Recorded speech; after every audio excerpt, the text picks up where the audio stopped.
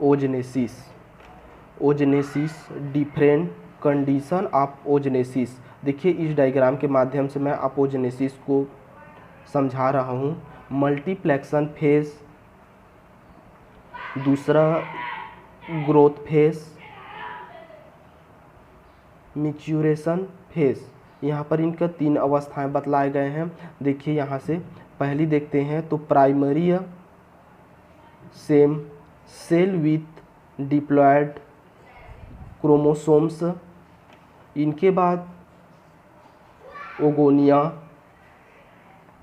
Primary oocyte, first maturation, ड्यूजन, polar body, polar bodies, secondary polar body, और यहाँ से देखिए यह है सेकेंड मैट्यूरेशन ड्यूजन, जिससे हमें प्राप्त हो रहा है मैच्योर ओयम्स। मैच्योर ओयम यहाँ से प्राप्त हो रही है। फिगर है डिफरेंट कंडीशन ऑफ ओजनेसिस।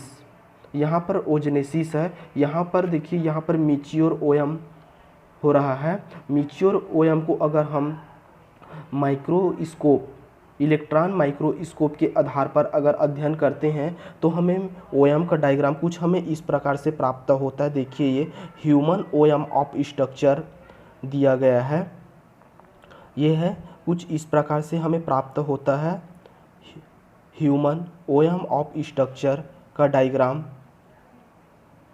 प्लाज्मा, डिस्मोसोम्स,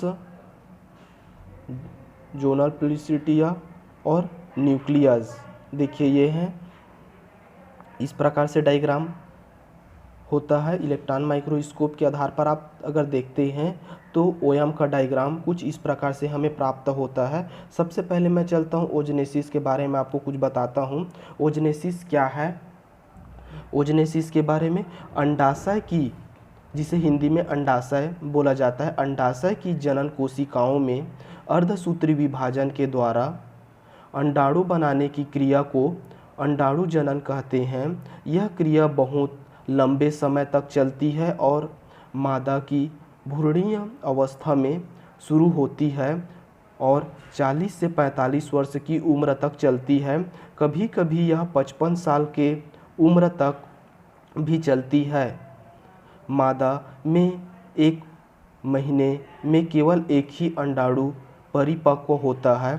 अगर एक पहले माह में बाएं अंडाशय का अंडाणु परिपक्व हुए हैं जो दूसरे माह में दाहिने का अंडाणु परिपक्व होता है। मादा में अंडाणु निर्माण से श्रुतिस्राव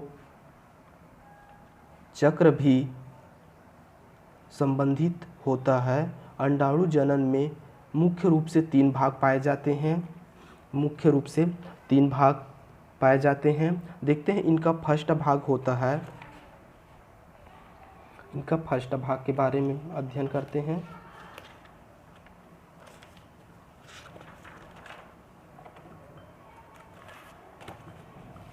ओजनेसिस।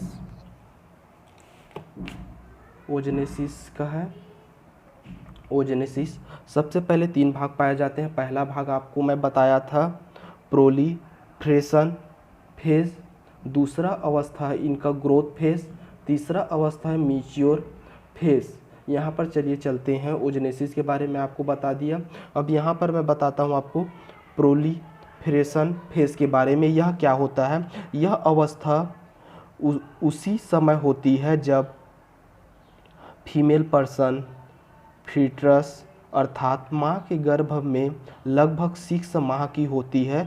इस अवस्था में अंडाशय के जनन स्तर की कोशिकाएं विभाजित होकर अंडाशय की गुहा में कोशिका गुच्छ बना देती है, जिसे पुटिका कहते हैं। इस पुटिका की एक कोशिका उसी अवस्था में थोड़ी बड़ी हो जाती है, जिसे हम ओगोनियम कहते हैं। दूसरा अवस्था होता है ग्रोथ फेज। ग्रोथ फेज, इसके बारे में देखते हैं। यह अवस्था भी जब मादा गर्भ में रहती है तभी पूरी हो जाती है। इस अवस्था में ओगोनियम आकार में भोज्य पदार्थों को एकत्रित कर लेने के कारण बड़ी हो जाती है। इसको बोला जाता है प्राइमरी oocytes। प्राइमरी oocytes बोलते हैं।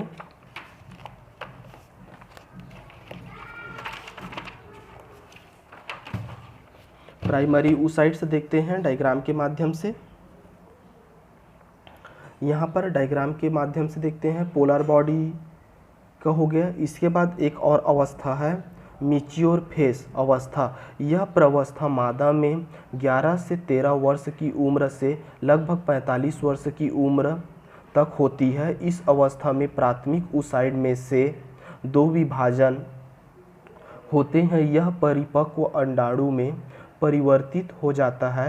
इस प्रवस्था का पहला विभाजन अर्धसूत्री विभाजन कहलाता है।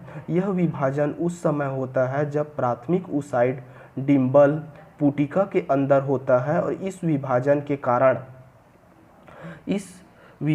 के कारण 2 असमान कोशिकाएं बनती है। बड़ी कोशिकाएं को बोला जाता है सेकेंडरी oocyte। जो छोटी कोशिका फर्स्ट पोलर बॉडी कहलाते हैं। और द्वितीय परिपक्व विभाजन अंडोत्सर्ग के बाद होता है जिसमें द्वितीय oocyte असमान रूप से विभाजित होकर एक बड़ी कोशिका ओयम तथा एक छोटी कोशिका द्वितीय ध्रुवीय काय बनाती है। सभी ध्रुवीय काय लुप्त हो जाते हैं। कभी कभी प्रथम ध्रुवीय काय विभाजित होकर 2 और द्वितीय ध्रुवीय काय बनाते हैं। इस प्रकार कुछ 3 ध्रुवीय काय बनते हैं। ऐसा इसलिए होता है कि अंडाणुओं को पर्याप्त मात्रा में पोषण पदार्थ मिल सके। द्वितीय परिपक्व विभाजन निषेचन के थोड़ा ही पहले अंडवाहिनी में होता है। ये इनके आधार पर है। अब यहाँ पर मैं आप लोग को एक डायग्राम बताया था ओयम का डायग्राम। ओयम के डायग्राम के माध्यम से मैं आज आप लोग को कुछ बताना चाहता हूँ कि मनुष्य का अंडाणु दूसरे स्तनधारियों के समान ही गोला और अचल होता है तथा इसमें यौक नहीं पाया जाता, बल्कि इसके अंदर कोशिका द्रव्य बहुत अधिक मात्रा में भरा रहता है। कोशिका द्रव्य के माध्य में एक अगुणित केंद्रक पाया जाता है। जो पूरा अंडाणु एक स्रवीय पारदर्शी अकशेरुकीय झिल्ली से घिरा रहता है जिससे जोनर पेलुसिडिया कहते हैं। इस झिल्ली के चारों तरफ पुटिका सेल्स अवशोषित रूप से अनियमित रूप में स्थित होती है। इस स्तर को कोरोना रेडिएटा कहते हैं। कोरोना रेडिएटा स्तर की कोशिकाएं अंडो उत्सर्ग के समय भी अंडाणु के चारों तरफ स्थित होती है और धीरे धीरे निषेचन के समय तक लुप्त हो जाती है। इस प्रकार से ये ओयम आप लोग का कंप्लीट होता है। इसके आधार पर हम अध्ययन कर एग्ज़ाम में अच्छे से अच्छे डिवीज़न ला सकते हैं।